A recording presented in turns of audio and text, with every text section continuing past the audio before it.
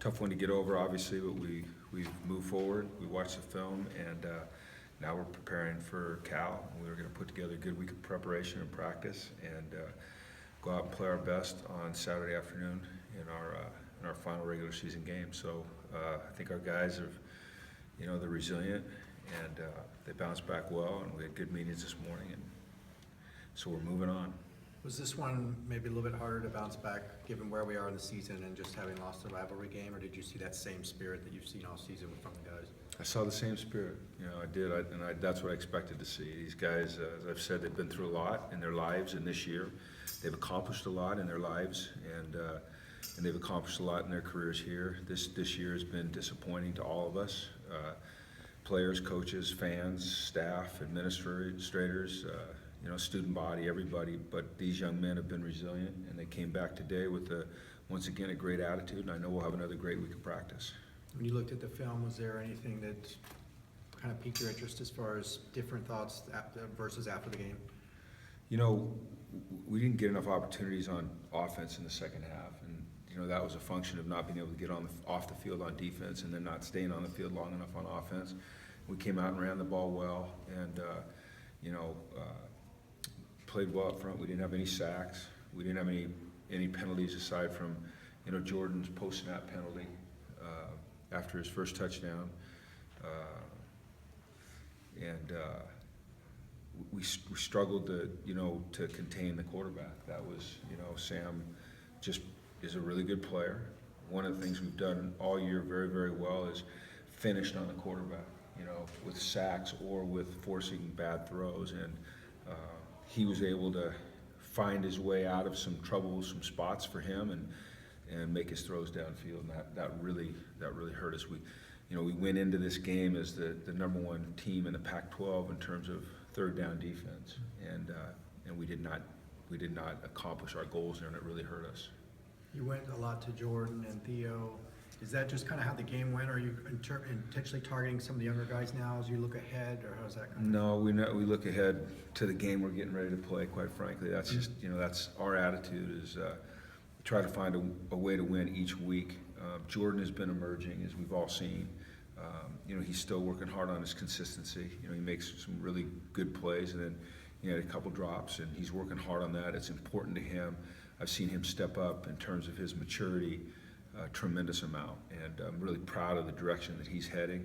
Theo has been making strides, and he's proven to be a guy that can make plays, and where the ball is thrown is quite often a function of the coverage that we're getting and the reads that that Mike's making. But those two guys are doing some good things. Kenny Walker started, I believe, the last couple games, but hasn't been too involved. Is there?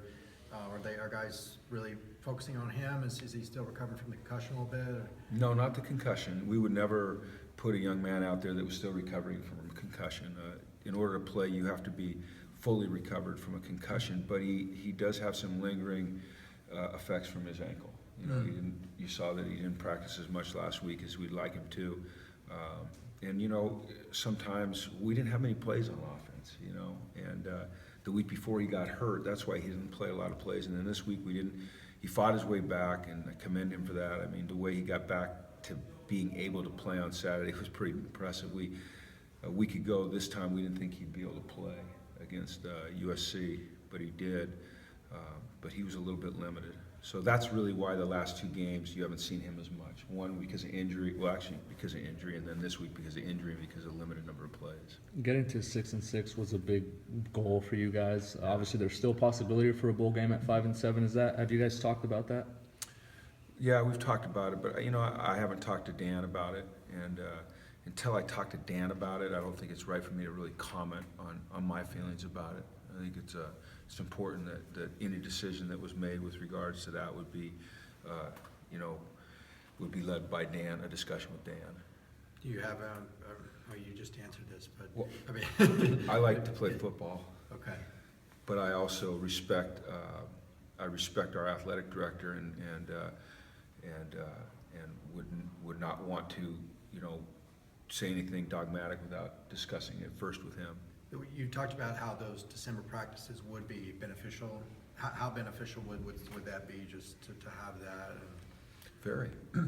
Yeah, very, you know, you get, any chance you get to go out and compete, you have a chance to get better, you know, and getting repetitions allows us to get better. And, you know, you kinda asked about the young guys, you know, the Theos and the Lazes, and there's many other young guys. And, you know, one way for them to develop is practice, another way is obviously for, you know, competition, game. But we'd have a chance to go out of that field and create competition and practice. We'd have a chance to create some periods where we could work in some of the guys that are redshirting as freshmen and really get them, you know, good quality repetitions as we get ready to go into winter and then into spring. So, but like I said, you know, the most important thing here is trying to get a win on Saturday, and then, you know, sitting down with Dan, if we were to have that opportunity, and making the best decision for our football program and for this university with his guidance. What did you think of the way the offensive line played? I think you mentioned after the game there was some changing with. They played well. When we look back at the film, that was a group that played well. Not perfect, you know, not perfect by any stretch of the imagination. There's never a perfect game, but they did move some people off the line. We didn't give up any sacks. You know, Mike was under pressure a little bit, but that's going to happen in a game. They actually played fairly well, considering, you know, not having Colton and not having Kenny Lacy. You know, I thought that Andre took a step forward.